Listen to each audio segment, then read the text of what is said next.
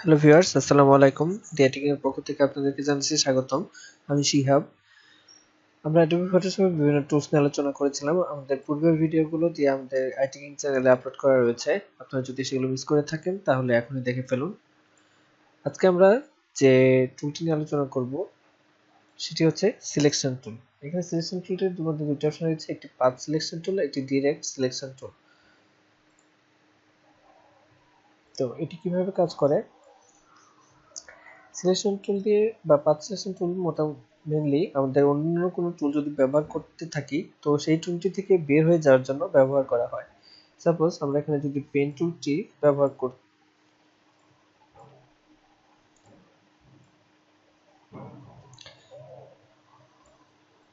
আমরা যদি পেন টুলটি ব্যবহার করতে থাকি তো এখানে এরপর যদি আমরা অন্য কোথাও এমনি ক্লিক করতে চাই তাহলে দেখা যাবে সেটি আমরা ক্লিক করতে পারবো না, এটি পেন টুলের মধ্যেই কাজ করতে থাকবে।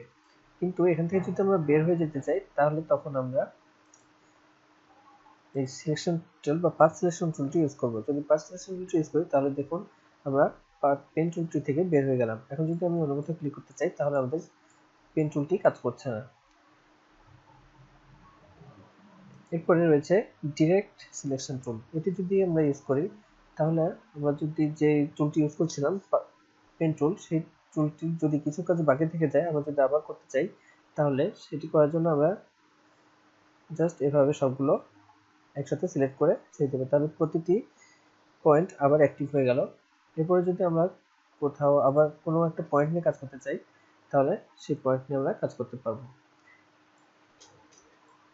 দেখুন এখানে আমরা সেই পয়েন্টগুলো আবার কাজ করতে পারছি।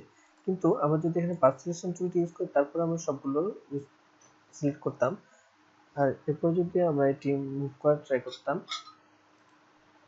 বা ডিস্ট্রিবিউশন টুল ইউজ করতাম তাহলে যদি আমরা এটি করতাম তাহলে আচ্ছা আমরা সবগুলো যেহেতু সিলেক্ট করে নিই তো আরেকবার সিলেক্ট করে নিচ্ছি আমি সবগুলো করার পরে। এখন যদি আমরা ডিরেকশন টুল ইউজ করি তাহলে এটি যেখানে একটি বিন্দু দিয়ে যদি আমরা নড়াচড়া করি তাহলে আমরা সবগুলো বিন্দু যেহেতু সিলেক্ট হয়েছে তাহলে সবগুলো বিন্দু নড়াচড়া হবে বা করতে পারবো। তো ডিরেকশন এখানে সিলেকশন টুলটির ব্যবহার ছিল এটি। যদি আপনাদের বুঝতে কোথাও সমস্যা হয়ে থাকে তাহলে আমাদের ভিডিওতে কমেন্ট করে জানাবেন, আমরা চেষ্টা করব আপনার সমস্যার সমাধান দেওয়ার।